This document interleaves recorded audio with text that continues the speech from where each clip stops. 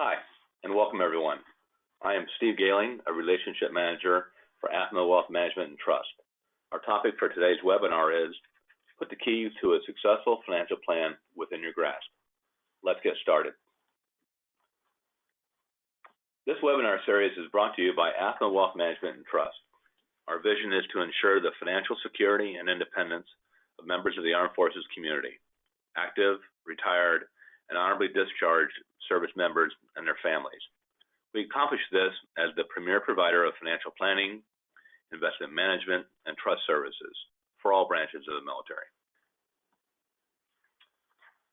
We achieve that by acting as a wholly owned subsidiary of the American Armed Forces Mutual Aid Association, or AAFMAA.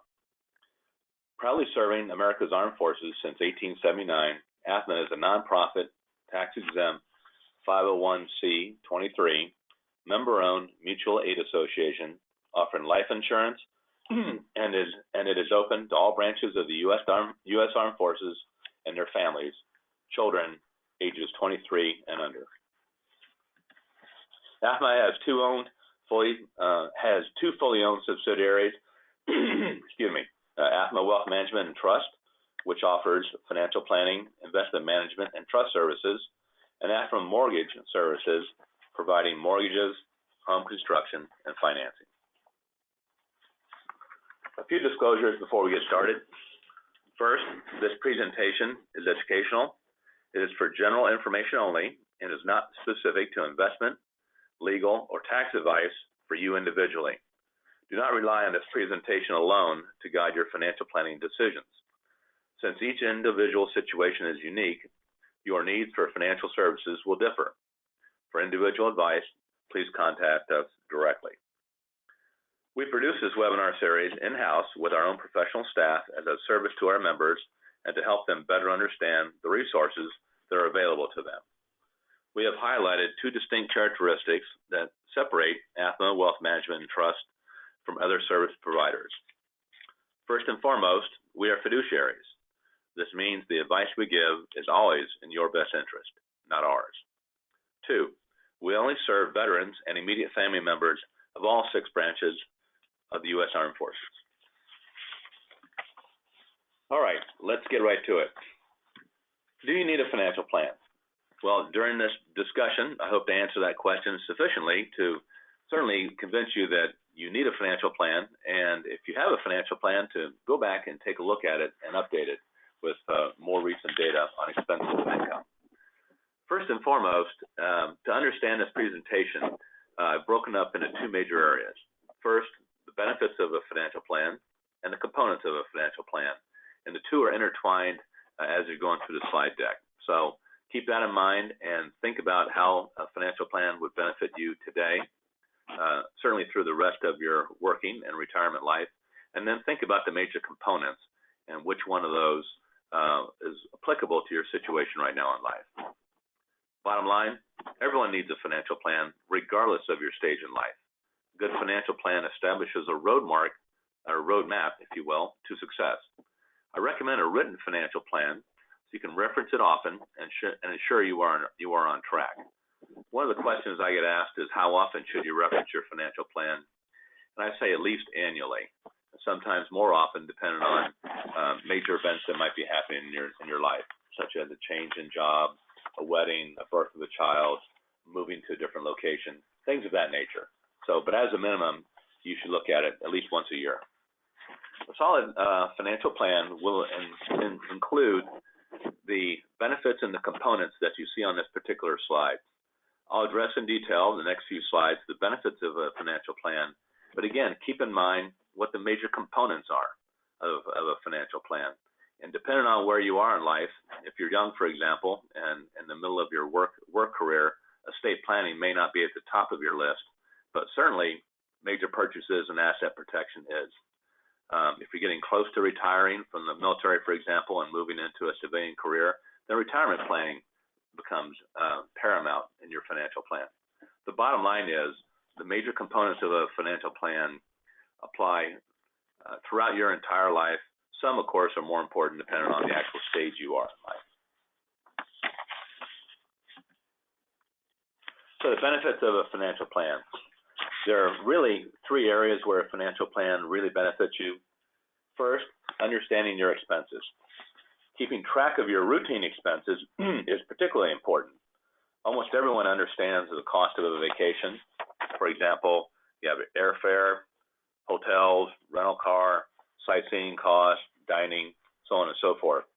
But a lot of people don't keep track of everyday costs, such as commuting costs, costs for meals at the office if you eat out at lunch every day, clothing purchases, gifts that you give your children or friends, stops at Starbucks in the morning for coffee, etc. Things of those nature, the everyday expenses, those are the ones that individuals tend to overlook and tend not to have a really good handle on. And a financial plan will give you a good handle on that. Secondly, a financial plan gives you the ability to understand and look at on paper what income you are making, and again, what your taxes are, your other deductions from your paycheck, so that you really understand what your gross income is and what your net income is. So the two big benefits, understanding your expenses, understanding your income, and what is the product of all this? As the slide shows at the bottom, the product is a cash flow. And a financial plan will give you a bottom line. Financial plan will tell you whether you have a negative cash flow each month or a positive cash flow. And of course, that's what you want to focus on. You want to focus on a positive cash flow.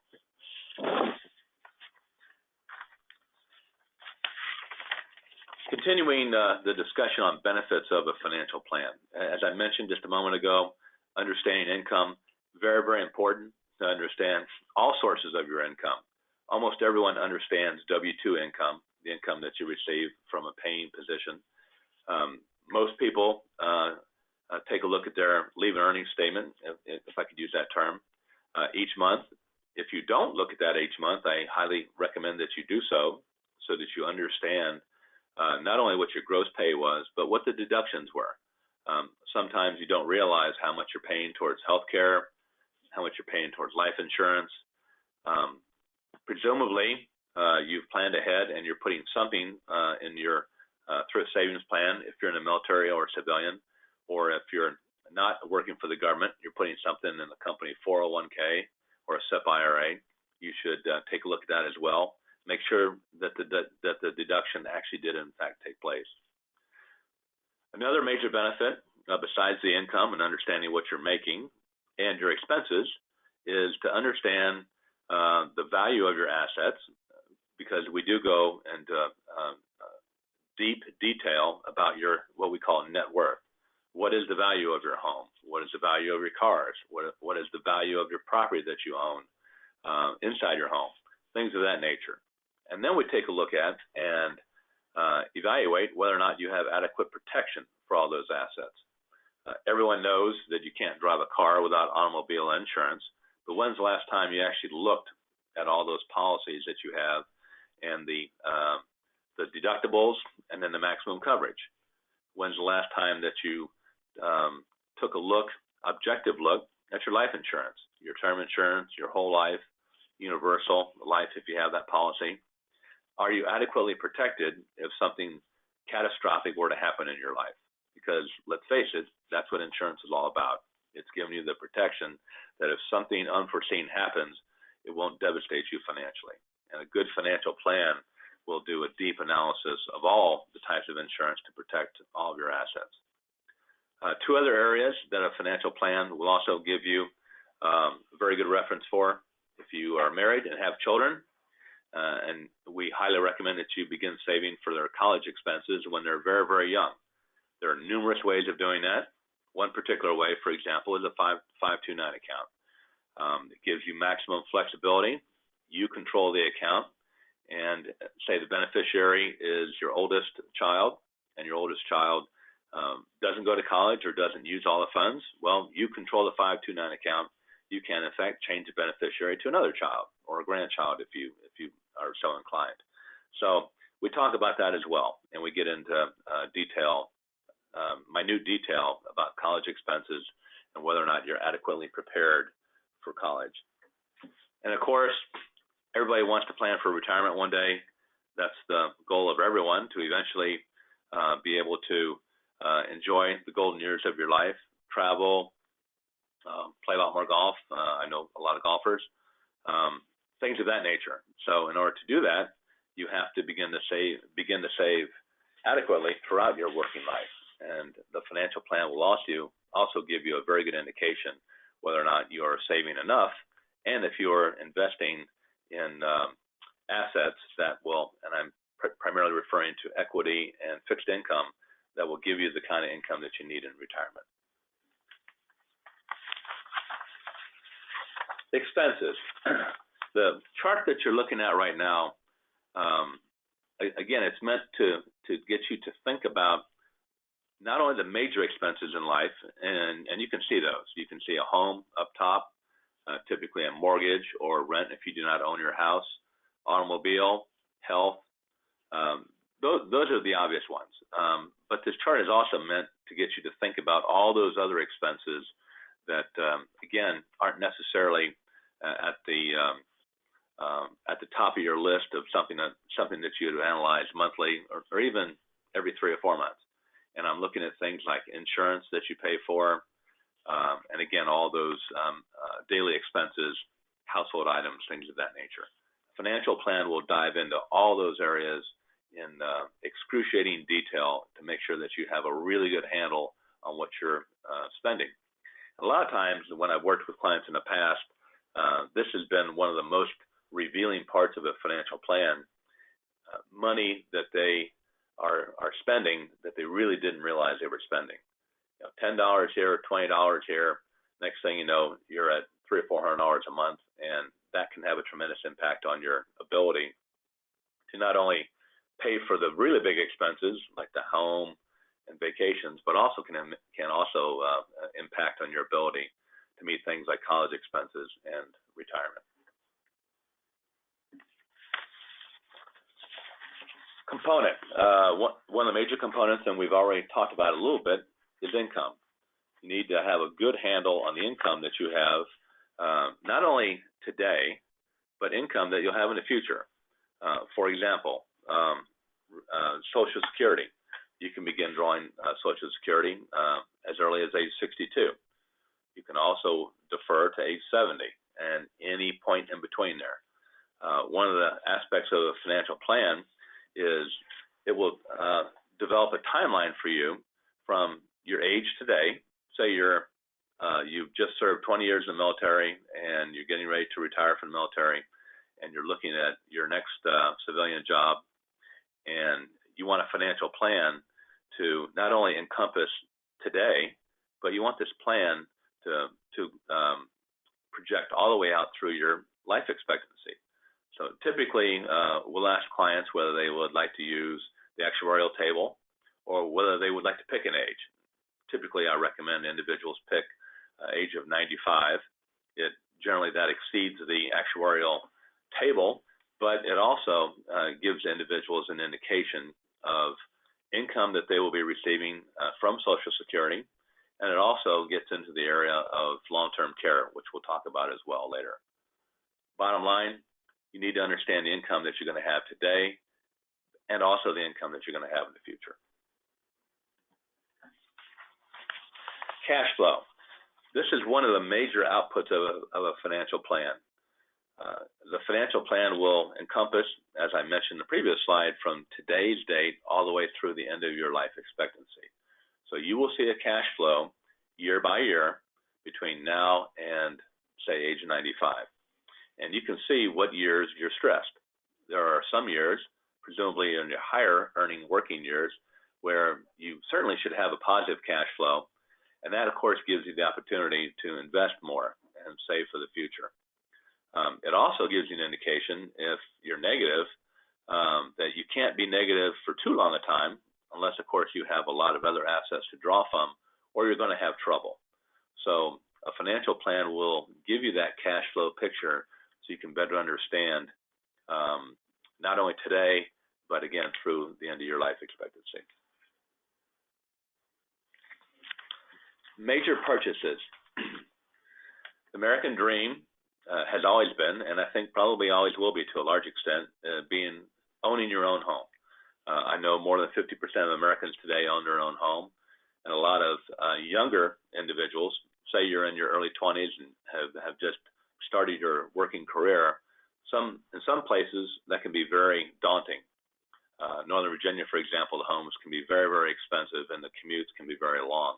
So the idea of trying to purchase a home one day requires planning, long-range planning, and it requires an understanding of the income flows that you have and the expenses today, as we've already talked. But also, a good financial plan will give you a roadmap so that you can save enough for that down payment that you need for that home, and that you'll have enough income in the future to pay that mortgage. So that's just one example of a major purchase. And again, that's one that almost everyone has as a ultimate goal. Other areas, and I won't go through the entire laundry list, but I will mention one though that we'll talk about a little bit later, and that's long-term care. That's one of those areas that if you're young, and I say young, I'm talking in your working years, long-term care really is not on your radar scope. But if you have aging grandparents or aging parents, you know that there's a very good probability that they'll require some sort of long-term care. It doesn't mean that they'll spend years in assisted living, but it might mean that they have several months of recovery from a surgery of some sort, or maybe the last year or two that they're living, they do in fact require some sort of care, daily care. And so we'll talk about that as well. That's one of those things where when you're younger, it doesn't seem to be that important. But again, a good financial plan has that out there. So as you continue through life and you look at your financial plan and you update it, long-term care becomes more and more important. Asset protection. We talked about it a little bit in the beginning. This goes into a little bit more detail. It's extremely important during your working years, when you're at your peak earning years, if you're married and have children, particularly if you're married and have children, you have a lot of future expenses that really depend on your ability to continue working and either continue the income that you have or actually through promotions and perhaps job changes earn more in the future. Life insurance is designed to help you get through those years where your income is extremely important to the welfare of the family. Term insurance which is probably the most common that people focus on. That, of course, is exactly what it says. It's for a certain term, typically 20 to 30 years, and that is meant to get you through those years where the family is most vulnerable. If you, as the breadwinner, or maybe not even the breadwinner, maybe both the husband and the wife work to support the family. In that particular case, both of you need some sort of insurance. And again, typically term will get you through those years where you have a high mortgage, or if you have college expenses, or perhaps the children are very, very young, and if the breadwinner has an unexpected death, then the children need child care while the other spouse goes back to work. Again, that's an aspect a lot of people don't think about. It's an aspect the financial plan will pick up on. Whole life, a little different type of insurance. It is just that. It is for your entire life. Generally, you have a lower amount of coverage, but again, it gives you cash value that you can tap into later in life. And of course, continues as long as you pay the premiums or have paid up the policy. You have coverage that will help certainly in the latter aspects of your life. And in fact, in the industry, as it has been changing, whole life policies, some of them, excuse me, have a component that allows you to tap into for long-term care insurance. Last aspect, long-term care insurance, you can cover that either through a direct policy where you pay premiums, or there are hybrids that are out there today. And a hybrid policy might be one where you would put a lump sum into the policy, excuse me, and you have paid up insurance. Typically, that might be 2.5 times the amount that you put in. For example, say you're 55 years old, you want to get into a hybrid long-term care insurance policy. You might put $100,000 into that policy, but immediate long-term care benefits might be $250,000, and that continues to grow over time. So it allows you to leverage the money that you currently have, but you might be a little bit older when you decide to look into long-term care, and the traditional policies, monthly or quarterly bills, would be too high for you.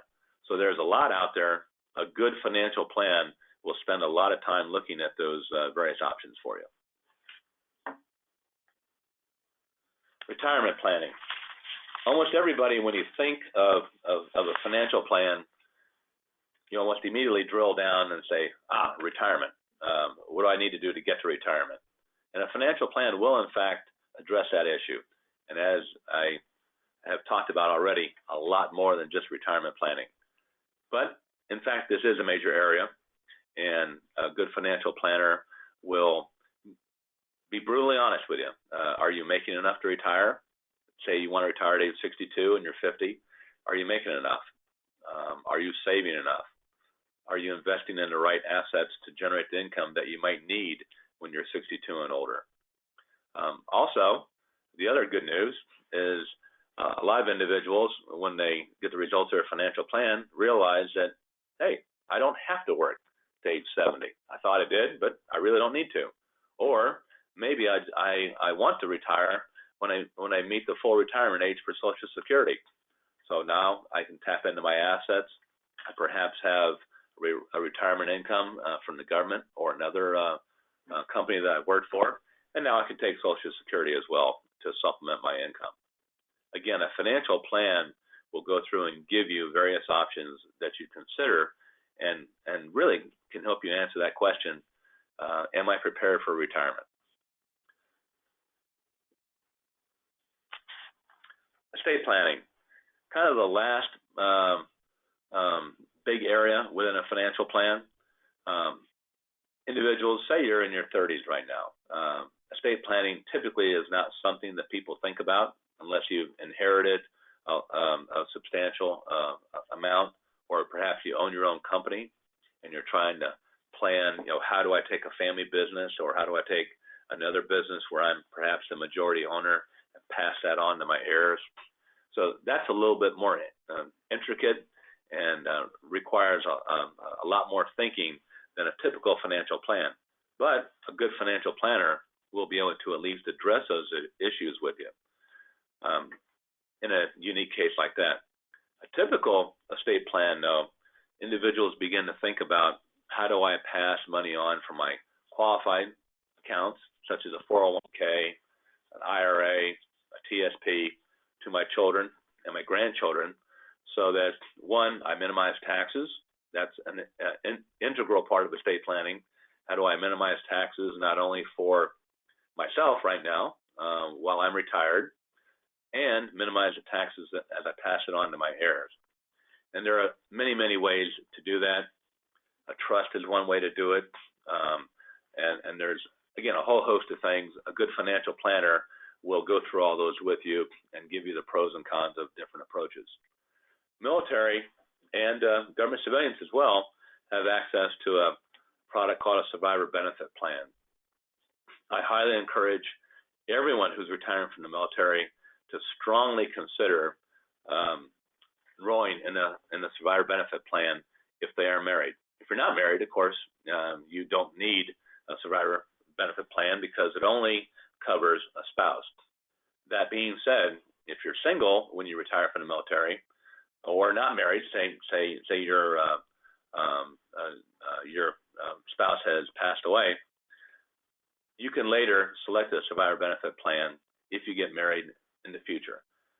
Just kind of a word to the wise, if you fall into that category where you get married later after you retire from the military, make sure that you notify DFAS within 1 year so that you can begin to pay the premiums, which is 6.5% of your retirement base, and you can pass that on to your new spouse.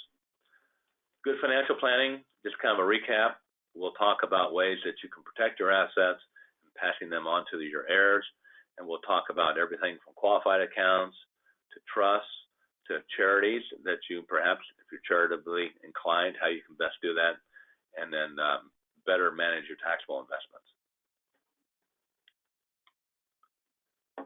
One component of a financial plan that sometimes overlooked but shouldn't be is what happens if something bad happens.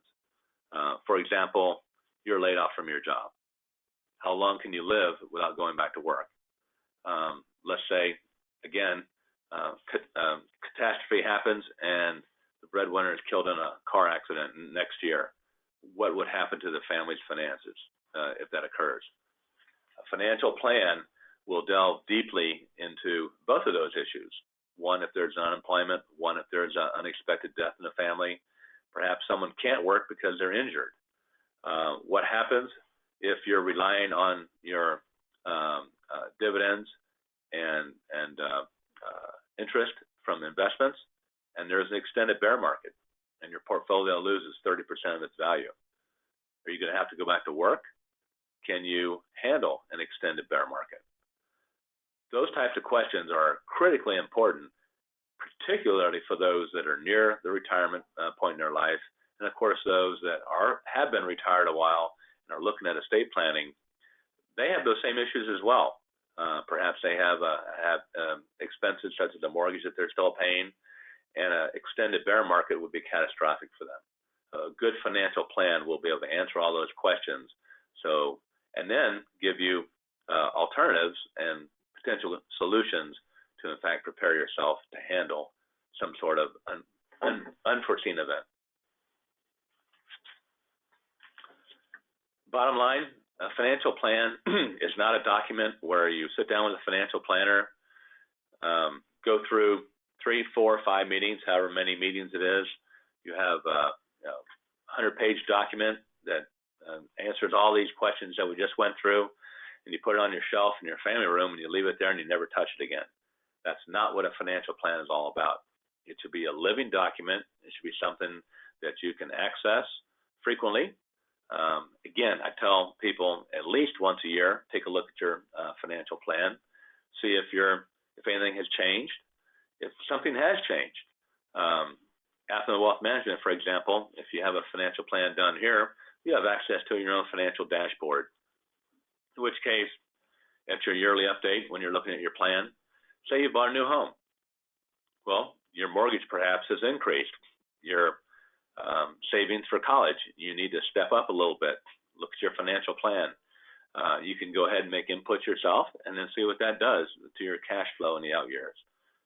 Bottom line, it gives you a tool to better manage your financial life. Thank you very much for listening. I hope this has been very, very helpful. If you have any questions about financial planning, if you would like a financial plan, my phone number and email is there. Please contact me. And if you're in a different part of the country besides Northern Virginia, I highly recommend that you go to our website at AAFMAA Wealth Management and take a look at the nearest relationship manager close to you and give him or her a phone call. They can help you as well. Thank you.